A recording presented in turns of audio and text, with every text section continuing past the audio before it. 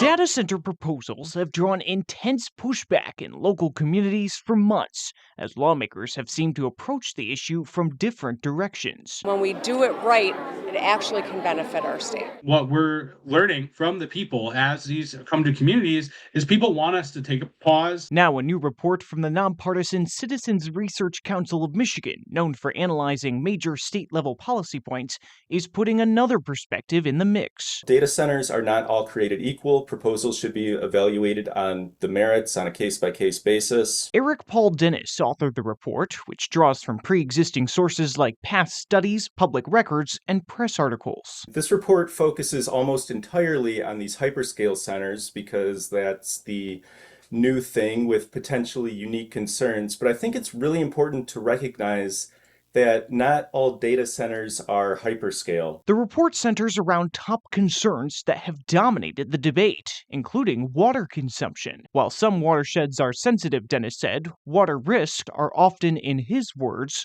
over-exaggerated. The report citing Michigan-specific water regulation and restriction built into the state's data center tax incentives. If data centers are using non-evaporative, closed-looped cooling, they're consuming very little water, but still using a lot of power, and the water usage associated with power generation can be significant in some cases. Rather, his attention seemed drawn to areas like potential noise pollution, where typical local ordinances may not account for data centers' lower frequencies. I don't think this is just people finding a reason to be upset. I think that many ordinances truly aren't sufficiently protective. And areas like so-called heat island effects, where large development size and heat emissions could raise nearby land surface temperatures. There is more research coming out to support this, at least as a general concept, and it should not just be dismissed.